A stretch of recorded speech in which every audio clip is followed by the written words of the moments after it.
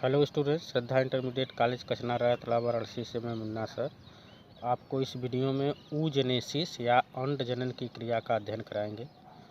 Student, पिछले video में आपको स्पर्मेटोजेनेसिस या शुक्र जनन की क्रिया का अध्ययन कराया गया था, जिसमें स्पर्म का निर्माण का अध्ययन और स्पर्म की संरचना के बारे में बतलाया गया था। स्टूडेंट, यहाँ पर आपको अंड जनन या oogenesis की क्रिया का अध्ययन कराया जाएगा। तो स्टूडेंट ध्यान दें, एक परिपक्व मादा युग्मक की निर्माण प्रक्रिया को एक मादा युग्मक का निर्माण हो रहा है, उसी प्रक्रिया को आप अंडजनन या oogenesis कहते हैं। इस क्रिया में सर्वप्रथम अंडजननी कोशिका सूत्री विभाजन की क्रिया करके कई कोशिकाओं का निर्माण करती है। इनमें से कुछ प्रथम अर्धसूत्री विभाजन की क्रिया करके द्वितीयक अंडक का निर्माण करती हैं और एक कोशिकाएं प्रथम अर्धसूत्री विभाजन में भाग लेती हैं। उन्हें प्राथमिक अंडक कहते हैं। द्वितीयक अंडक के साथ प्रथम ध्रुवी पिंड का भी निर्माण होता है। उपरोक्त क्रिया के पश्चात द्वितीयक अंडक पुनः द्वितीयक अर्धसूत्री विभाजन की क्रिया करके अंडाणु का निर्माण करती है। तो स्टूडेंट ध्यान दें, जैसा स्पर्मेटोजेनेसिस की क्रिया या शुक्र जनन की क्रिया के बारे में आपको बताया गया था, ठीक वैसे ही अंड जनन की क्रिया है।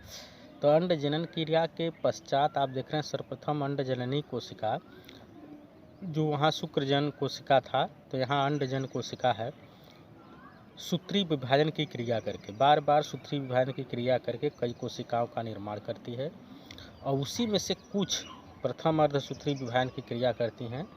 तो उन्हीं को आप कह सकते हैं प्राइमरी oocyte।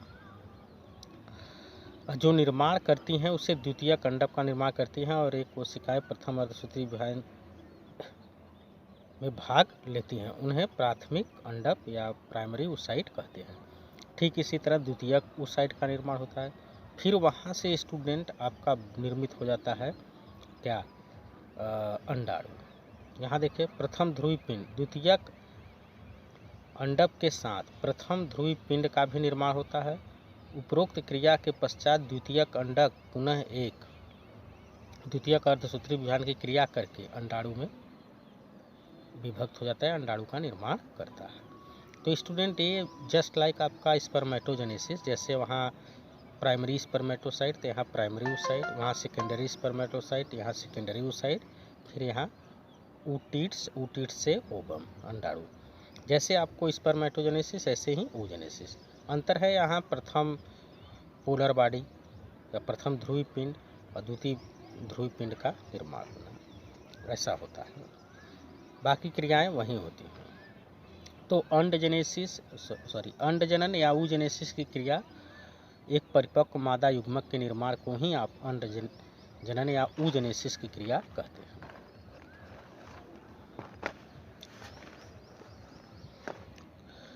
यहाँ स्टूडेंट देखिए, अंडाणु के साथ ही एक द्वितीयक ध्रुवी पिंड का निर्माण होता है। वो आपको पीछे बताया गया कि प्राथमिक या फर्स्ट पोलर बॉडी, यहाँ पर सेकेंड पोलर बॉडी का निर्माण होता है। जब अंडाणु निर्मित हो जाता है तो अंडाणु के चारों तरफ एक पारदर्शी अंडावरण, जिसे आप कहेंगे जोना पेल्यूसिडा, का निर्माण हो जाता है।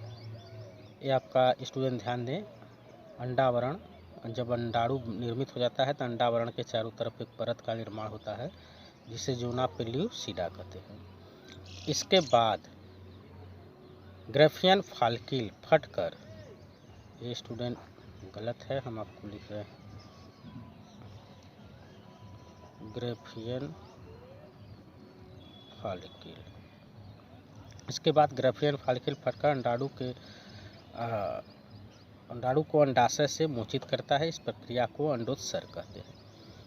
स्टूडेंट ध्यान दें, आगे आपको बताया जाएगा ओवुलेशन या अंडोत्सर्ग की क्रिया क्या है, उसमें कौन से हार्मोन भाग लेते हैं। तो यहाँ पर आपको ध्यान सुन, ल्यूटिनाइजिंग हार्मोन स्पेशली भाग लेता है अंडोत्सर्ग में। और बोला जा रहा है कि जब अंडाशय अंडाणु जब निर्मित हो जाता है तो अंडाशय से अंडाशय से मोचित हो जाता है और निकल जाता है। इसी प्रक्रिया को क्या कहते हैं? अंडोत्सर्ग। अंडोत्सर्ग वह क्रिया है जिसमें अंडाशय से अंडाणु निकलता है। ये मेंस्ट्रुअल साइकिल के 14वें दिन होता है स्टूडेंट, ये आगे आपको बताया जाएगा। यहाँ स्टूडेंट देखिए, रेखा चित्र द्वारा आपको oogenesis की क्रिया दर्शाई गई है। तो ये उगुनिया है स्टूडेंट, यहाँ उगुनिया, ये सूत्री विभाजन, बार बार सूत्री विभाजन करके कई ठे कोशिका बनाई है। ये प्राथमिक अंडक है और यहाँ से अर्धसूत्री विभाजन की क्रिया करती है। तो ये प्रथम ध्रुवीय पिंड है, छोटा सा है स्टूडेंट, ध्यान दीजिएगा, ये छोटा प्रथम, और ये थोड़ा क्या है? बड़ा सा। स्टूडेंट ध्यान दे, ये बड़ा है और ये क्या है? छोटा।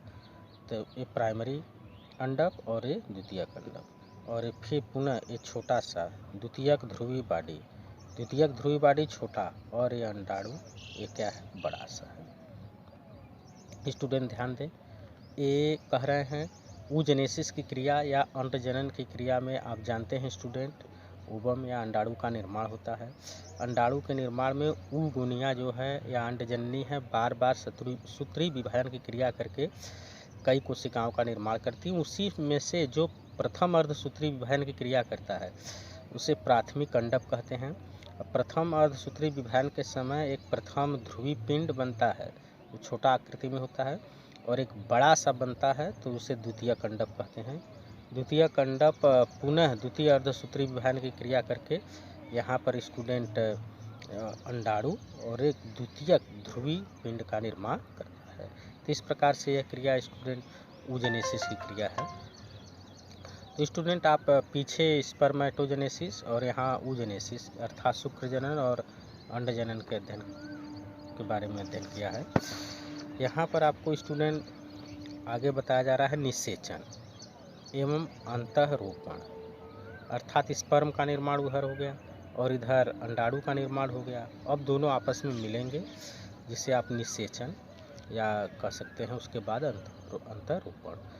तो शुक्राणु तथा अंडाणु को आपस में जुड़ने की प्रक्रिया को निषेचन कहते हैं। स्टूडेंट ध्यान दें, शुक्राणु तथा अंडाणु को आपस में जुड़ने की प्रक्रिया को निषेचन कहते हैं। निषेचन की क्रिया अंडवाहिनी के तुम्बिका क्षेत्र में होती है, एम्पुला क्षेत्र या तुम्बिका क्षेत्र में होती है। स्टूडेंट ध्यान दें, जब अंडाणु तथा शुक्राणु दोनों एक साथ एम्पुला क्षेत्र में पहुंचते हैं या एम्पुला में पहुंचते हैं तो निषेचन की क्रिया संपन्न होती है।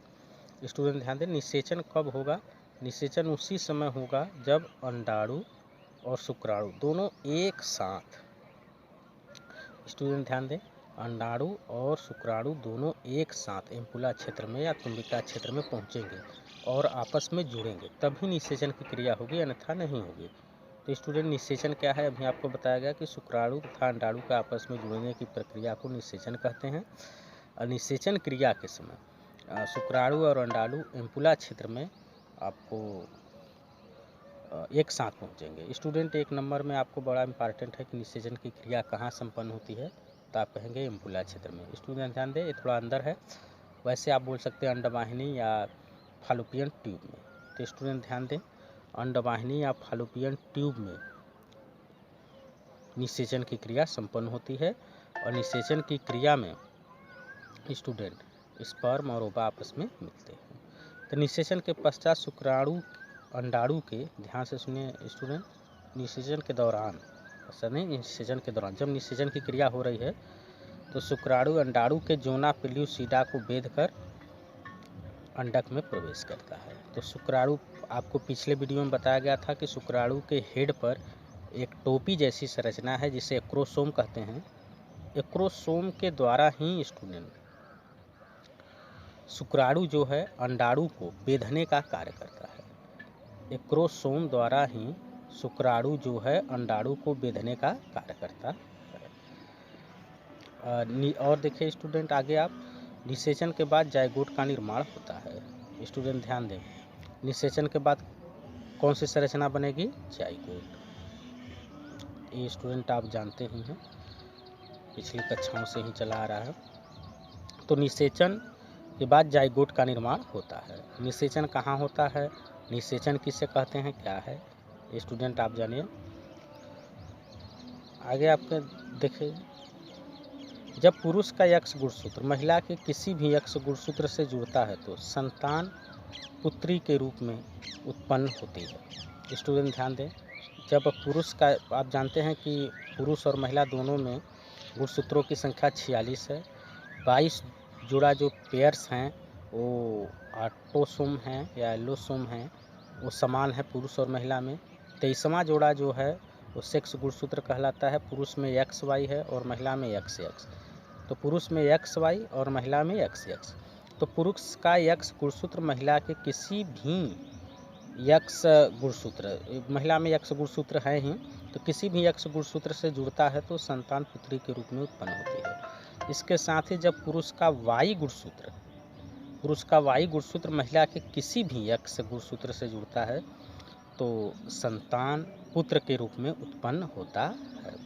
तो स्टूडेंट यहाँ लिंग निर्धारण आगे आप पढ़ेंगे और डिटेल में अच्छा सा, लेकिन इतना आप जानिए कि पुरुष में गुणसूत्रों की संख्या एक्स वाई जो सेक्स गुणसूत्र है 23वां जो है, और महिलाओं में एक्स एक्स हैं, और उनके जुड़ने के क्रम में ही संतान में लिंग निर्धारण की क्रिया होती है। तो स्टूडेंट यहाँ पर जो एक्स गुणसूत्र है वो महिलाओं में दोनों एक्स एक्स हैं, जबकि पुरुषों में एक्स और वाई है। आगे आपको बताया जाएगा स्टूडेंट, जो आपका लिंग निर्धारण है बच्चे में, अगर हमारे समाज में महिलाओं को ही लड़कियां होने का दोष देते हैं, तो महिलाओं को दोष देने का कोई भी यहाँ पर फैक्टर नहीं है। एक तरह से कह सकते हैं कि पुरुषों में ही वाई गुणसूत्र है, यही जिम्मेदार होते हैं पुत्र या पुत्री उत्पन्न करने के लिए। तो पुरुषों में वाई गुणसूत्र है, जबकि महिलाओं में एक्स एक्स गुणसूत्र ही है। पुरुष का वाई गुणसूत्र जाकर जुड़ेगा किसी भी एक्स से तो पुत्र होगा, अन्यथा पुत्री होगी, एक्स जुड़ेगा तो स्टूडेंट इस वीडियो में आपको इतना ही। पिछले वीडियो में आगे आपको दिया जाएगा अगले वीडियो में। Thank you.